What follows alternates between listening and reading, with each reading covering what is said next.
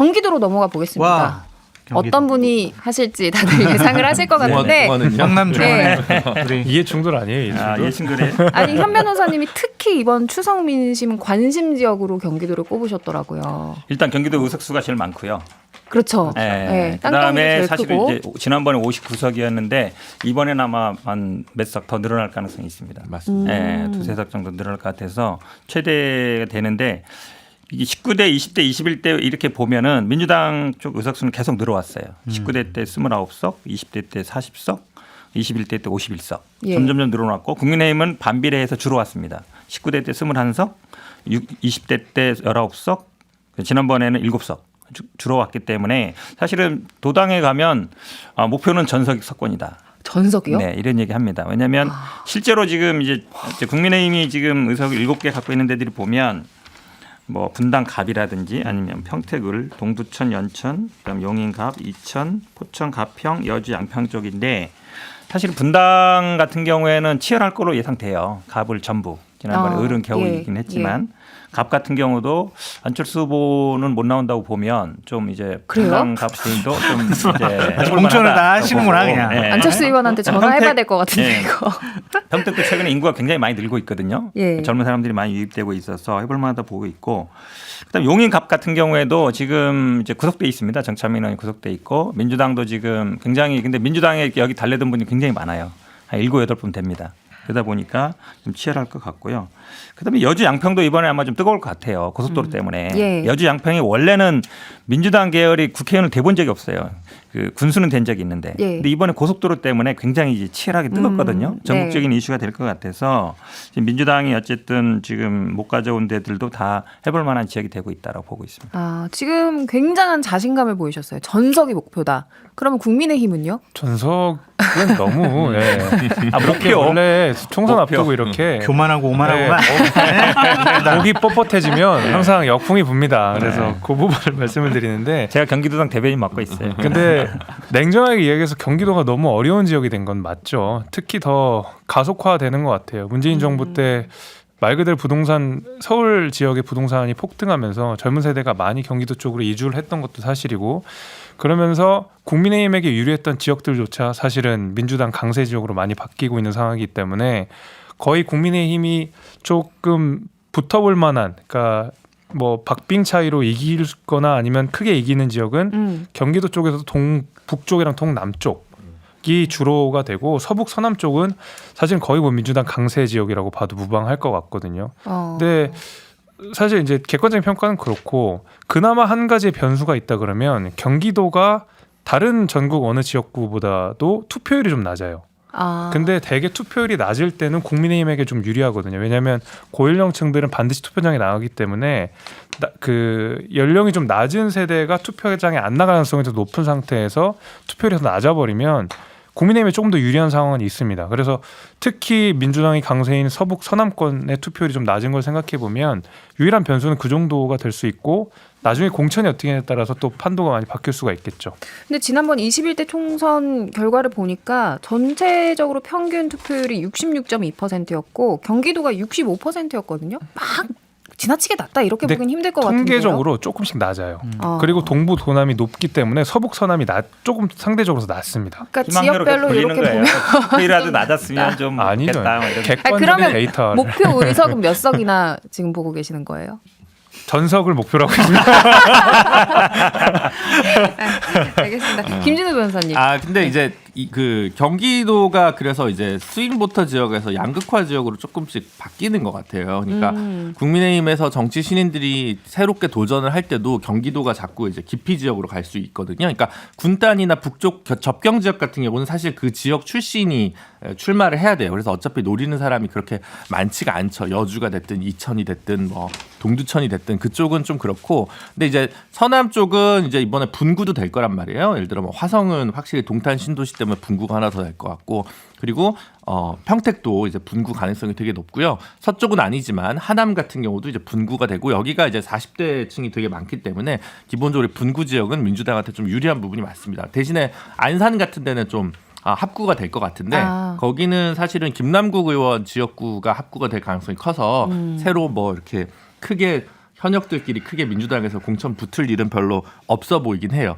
그래서 이렇게 판이 돌아가고 지난 지방선거에도 심지어 민주당이 이겼기 때문에 새로운 정치 신인들이 그렇게 세게 도전 안 할 것 같아요. 기껏해야 뭐 현역이 아닌 곳을 기준으로 하면 뭐 과천 의왕이라던가 뭐 몇 군데 정도만. 근데 과천 의왕도 딱 보면 지금 지역위원장이 아마 검사 출신 변호사로 돼 있을걸요. 그러니까 이제 근데 그런 인물들로만 공천해가지고는 국민의힘이 더 답이 없을 것이다. 약간 격전이나 해볼 만한 데를 조금 뭐랄까요.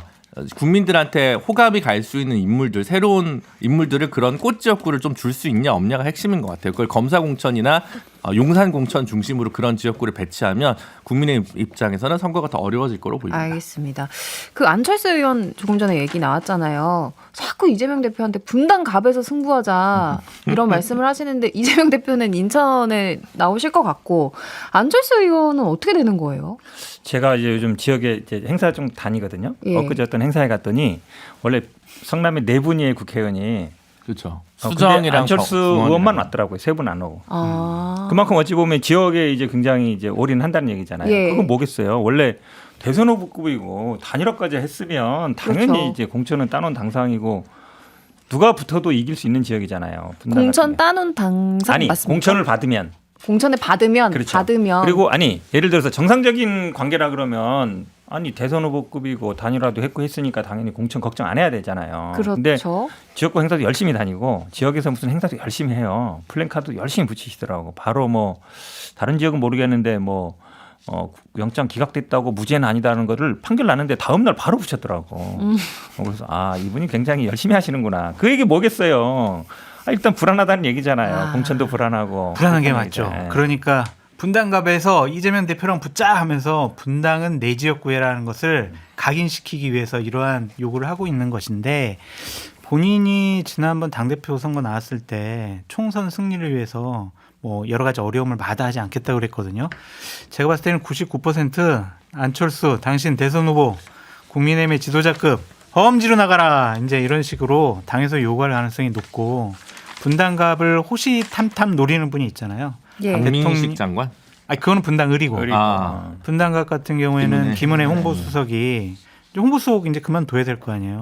본인 지역구로 나가고 싶어 하기 때문에 안철수 의원이 그 지역을 지킨다라는 것은 조금 힘들어 보이지 않을까 그런 생각이 들고 경기도 선거가 오히려 서울보다 국민의힘은 더 어려워요. 왜냐하면 이제 배드타운 주거타운이 돼가지고요. 민주당을 강하게 지지하는 세대들 40대 50대들이 경기도에 많이 살고 계세요. 그러니까 도농복합 지역은 빼고라도 그러면은 경기도 지역에서는 내년 총선에서도 현재 민심 흐름이라면 민주당이 더 많이 이길 가능성이 높아 보인다. 아니 얘기를 듣다 보니까 경기도가 뜨겁기는 뜨겁네요. 지금 뭐 분당갑도 그런데 고양갑도 얘기를 해야 되거든요. 그래서 요 고양갑에 출마할 것으로 보이는 정의당 심상정 의원 얘기 2부에서 좀 이어가면서 원희룡 장관 얘기까지 한번 해보죠. 경기도 고양갑 이야기로 이어가겠습니다. 정의당 심상정 의원의 3선 지역구죠? 네, 심상정 의원이 이제 4선인데 지금 3선을 지역구에서 했고 예. 초선은 비례해서 했으니까 지금 4선인데 쉽지 않은 싸움이죠. 사실 뭐 늘 어렵습니다. 지역구에서 단일화 없이 계속 이렇게 이길 수 있는 진보정당 의원이 몇 명 없었어요. 예. 여태까지 20년 동안. 근데 그중에서 지역에서 3선한 경우는 사실 심상정 의원이 유일하거든요. 그러니까 그러다 보니까 뭐 어쨌든 그때가 버텨냈는데 아마 이번이 가장 힘겨운 싸움이 될 것 같고요.